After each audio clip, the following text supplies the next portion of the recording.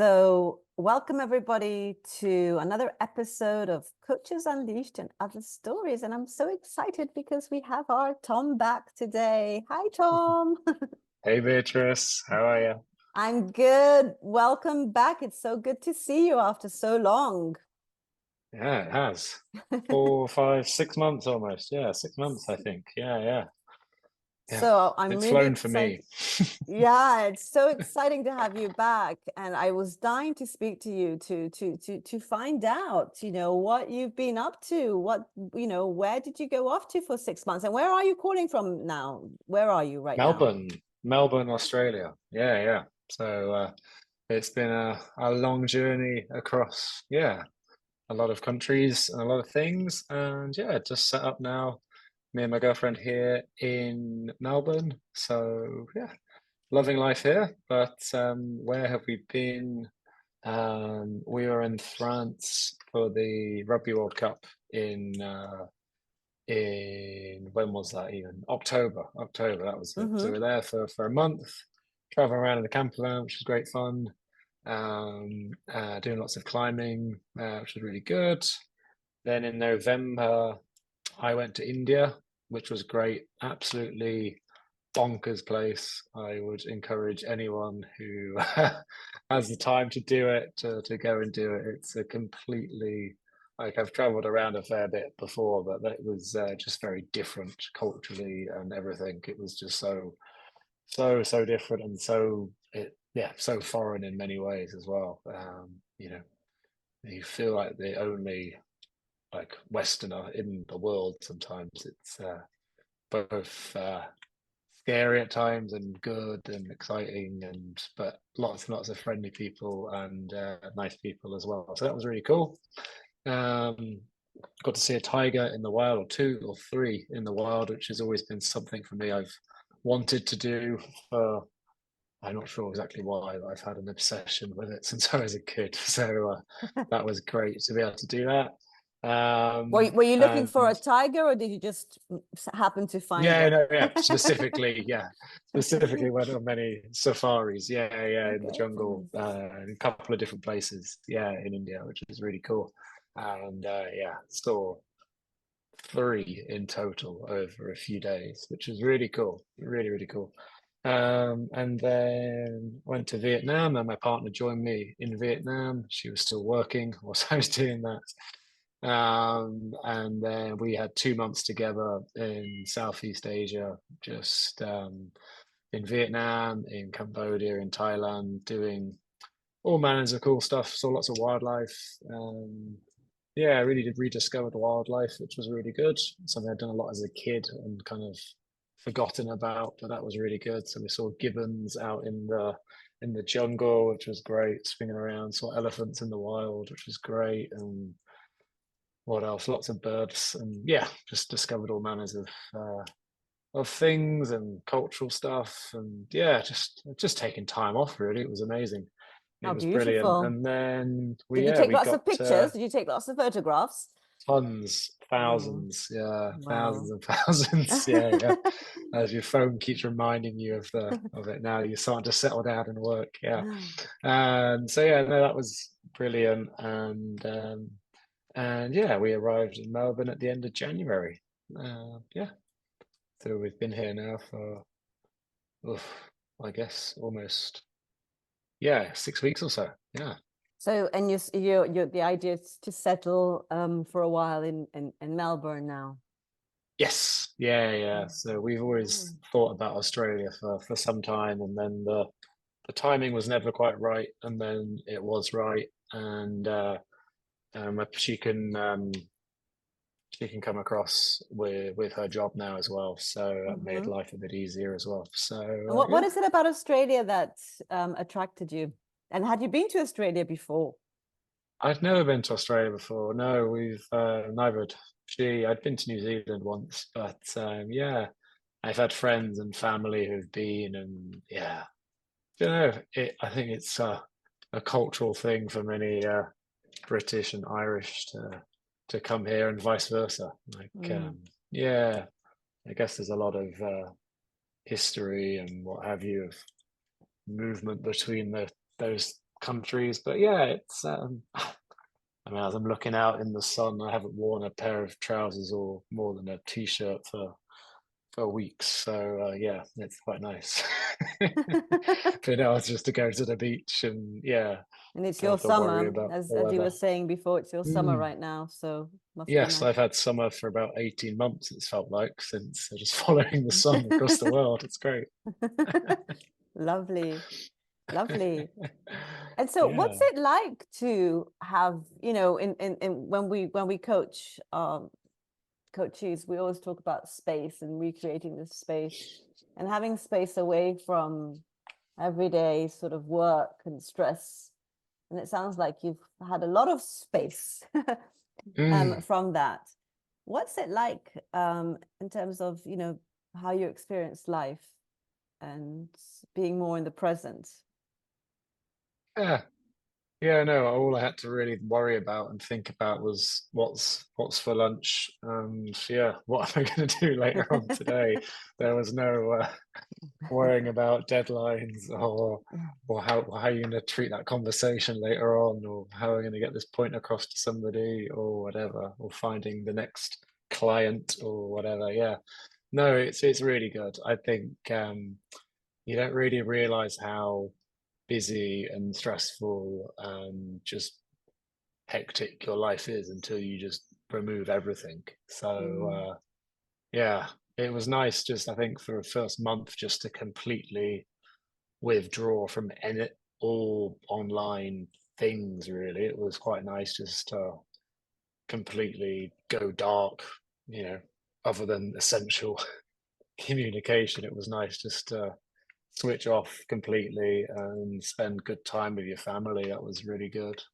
Um, and then yeah, and then just kind of slowly, yeah, and then I kind of went through I think a phase when you kind of feel like you need to get doing something mentally again, and then switch off again. But for me, I mean, I filled it with so much stuff that was going on. I never really felt like I was properly switched off. I was just switched off by doing other things. But that's always been me. I've always holidays have always been going climbing or diving or you know going and climbing mountains or something. I've never been one for sitting around and not doing a lot. But yeah, I don't think. Yeah, you just don't realize hectic how hectic things have been and what you're trying to do. Like we're trying to move house and give up jobs and build businesses and all this kind of stuff. And mm, then you just turn it all off for a while, and suddenly you have a clear head and can start actually thinking about what you want to do next, which is nice. So mm. yeah. So what is what are your plans now?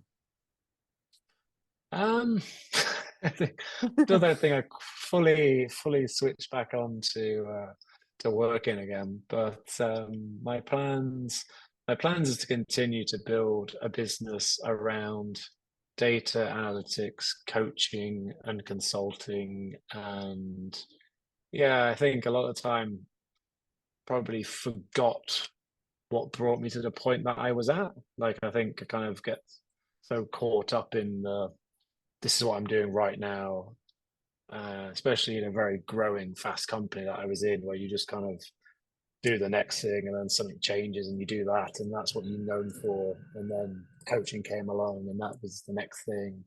Um, and kind of just taking a step back and realizing all the things you've done and not just trying to be the very last thing that you did. Like there's so much that's built you up to there, and don't forget about all of those skills Mm, you have and contacts and type of thing. So it's definitely something around helping people develop data analytics careers, um, but also helping people broaden out. So rather than just be very good technical professionals, allowing them to build on leadership skills, managerial skills, communication, all of mm, those kind of things, as well as what they do technically very well.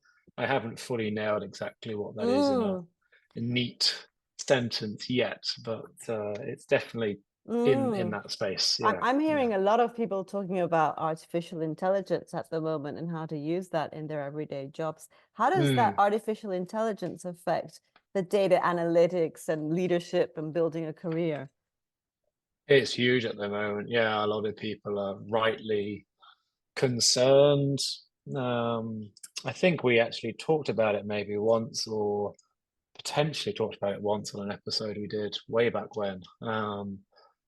Around, I see generally two types of people: the ones who are embracing it and figuring out what they can leverage from it, and then another group of people who are very concerned about what that means for their job and their. So yeah, as with many things that are as divisive as that, I think people generally get intrigued by it. And I think the nature of a lot of data people is to be quite curious and learn. And certainly the good data people are naturally very curious and inquisitive and learning stuff and aren't afraid of that. But I think maybe as well, a lot of people are as well. So yeah, it's, but then the data world is very new at the same time. Like it's, yeah, it's always ever evolving and it's always at the forefront of the new technology, and it's taking on what can help and saving time so that you can do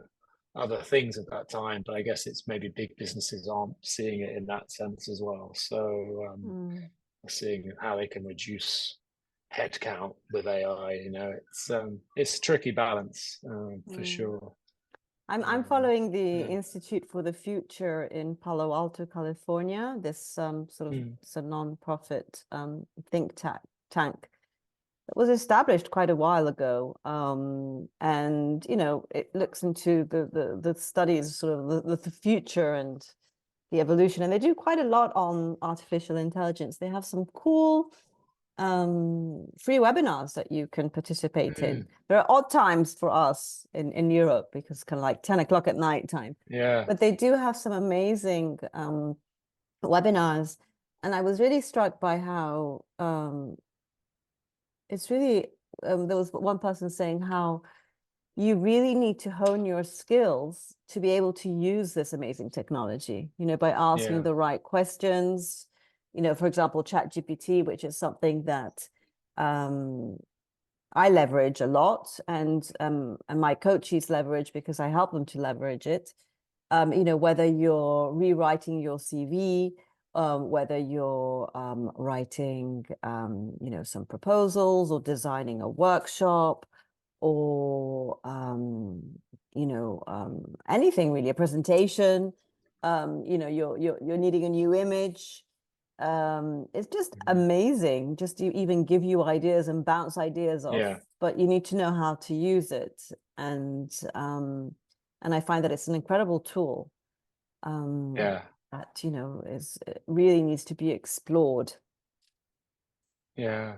um Definitely. Yeah. even just I discovered this plugin for ChatGPT that helps you to basically in 15 seconds it will give you the download of what is being said in a YouTube video, which is Hmm. fantastic because it just saves you so much time. Because I like to go and explore videos and interviews, and so I'm like, this is interesting. Can you give me the highlights of this Mm. interview? And in 15 seconds, it will tell you Tom and Beatrice are talking about, boom, and that's it. And it's just Yeah. unbelievable how much Yeah. time you Yeah. can save. Definitely. Yeah. For me, I've been using it just to generate content ideas. But again, I think using it in a clever way to help, just you're not starting from a blank piece of paper anymore. It's kind of you're starting from a framework and that you can then go and build off of. Yeah, I think Yeah. that's And also the other way around. I yeah. mean, maybe you've done all the work yourself, but you just want to get it Mm, checked. You just want to see, yeah. can I, bring it up a notch or slightly change the Mm, tone, and it'll help you there. And it's great for yeah. translating Yeah. as Yeah. well. I mean, I find it's the best translator out there, so much better than Google. Okay. Just Google Translate.